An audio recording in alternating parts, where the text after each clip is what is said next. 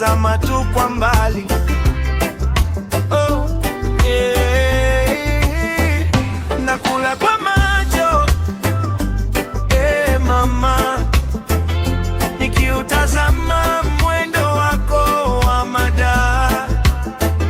Nakula kwa macho baby, mvuto wako wanifanya nitabasamu, na napopita njia nzima usimama. Mwendo wake wa taratibu leta mshangao, akiumba kwa mada kama bata mto